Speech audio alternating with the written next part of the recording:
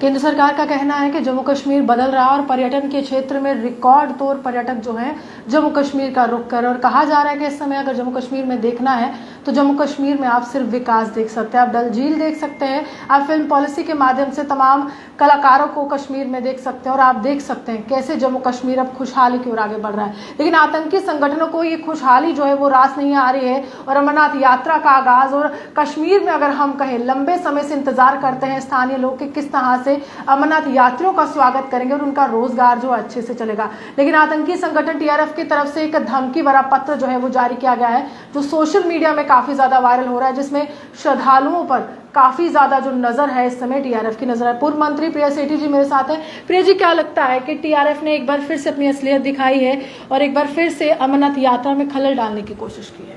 देखिए, ये तो पाकिस्तान का एक एजेंडा ही रहा है कि किस तरह से कश्मीर को एक डिस्प्यूटेड लैंड जो है वो बनाया जाए, किस तरह से पाकिस्तान के हमेशा से स्पॉन्सर्ड टेररिज्म को किस तरह से इसमें इस कश्मीर घाटी के ऊपर कहीं ना कहीं इसके ऊपर आतंकवादी घटनाएं जो है वो करें। मुझे लगता है कि आज जिस तरह से बुखलाहट है, जिस तरह से पाकिस्तान की अगर आपने इकोनॉमी देखी होगी तो किस तरह से छिन-मिन हो रही है, जिस तरह से वो पूरे देशों के अंदर अपनी छवि बचाने में नाकाम है। आपने देखा है वो अपने देश को पहले संभालना सीखे, उसकी महंगाई का दर बहुत बढ़ गया है, उनके अपने जो पार्टी का जो अपना आधार है वो भी कहीं ना कहीं खलबल नजर आ रहा है। तो ये एक दर्शाता है कहीं ना कहीं कि पाकिस्तान अपने आप को संगठित करने में असमर्थ है। अपनी छवि को पूरे आपने देखा है कि पूरे विश्व के अंदर वो एक आतंकवादी देश के नाम से मशहूर होना शुरू हो गया हुआ है और कहीं ना कहीं जो है उस चीज की फ्रस्ट्रेशन है जो वो इन बयानों से साबित करने की कोशिश करता है। वो कहता है कि आतंकी तब तक सुरक्षित जो है वो तमाम लोगों को ऐसे देख रहे हैं कि उनको ऐसा लगता है कि सुरक्षा का तंत्र जो आतंकियों के लिए पहले अलगाववादी नेता बनाते थे, लेकिन इस समय वो तंत्र ध्वस्त किया गया है। अलगाववादी नेता पूरी तरह से जेलों में बंद है और जब यासीन मलिक जो है, यासीन मलिक या फिर तमाम बड़े नेता जो समय अलगाववाद की बीज बोते थे या फिर मैं कहूँ शट डाउन के कॉल देते थे, यासीन मलिक कबूल करते हैं कि देखिए कश्मीर में खलल डाला है, तो उसके बाद आपको लगता है कि अब उनको सुरक्षित करने के लिए कोई नहीं आ रहा है? बिल्कुल, मुझे लगता है कि कहीं ना कहीं ये एक ऐसा मुद्दा भी है, कहीं ना कहीं ऐसी चीजें हैं कि आज जो हमारी फोर्सेस हैं, जो हमारी आईबी है, जो हमारी रॉ है, जो हमारी इंटेलिजेंस फोर्सेस हैं, जो हमारी आर्मी है, वो किस मुस्तैदी के साथ जो है इसने बिल्कुल टेररिज्म को कहीं ना कहीं खत्म किया है। ऑपरेशन ऑल आउट कितनी तेजी से चल रहा है? बहुत तेजी से चल रहा है। आपने देखा होगा कि बिल्कुल जो स्लीपर सेल्स थे वो भी खत्म करने की कोशिश की है, जितने कमांडेंट्स थे उनके खत्म करने की कोशिश की, और जितना आपका बाहर से टेररिज्म आता था, इन्फिल्ट्रेशन होती थी, वो सारे उनके लॉन्चिंग पैड्स तक उन्होंने खत्म करने की कोशिश की है।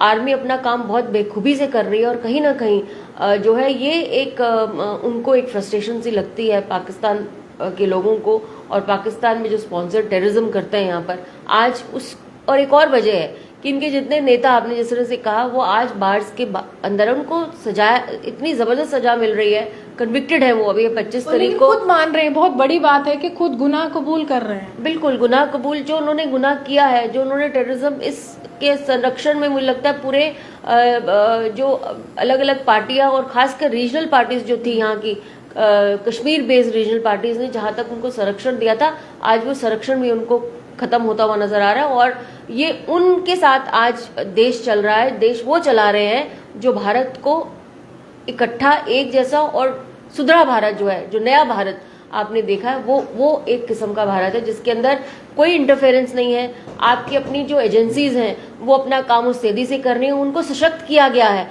आपने देखा होगा कि बॉर्डर्स जितने भी हैं, चाइना के साथ लगता हुआ बॉर्डर हो या पाकिस्तान के लगता हुआ बॉर्डर हो, सारे के सारे रोड्स वहां पे मिल रहे हैं, यानी कि आपको हर चीज जो आपकी आर्मी को सशक्त करने की कोशिश की गई है।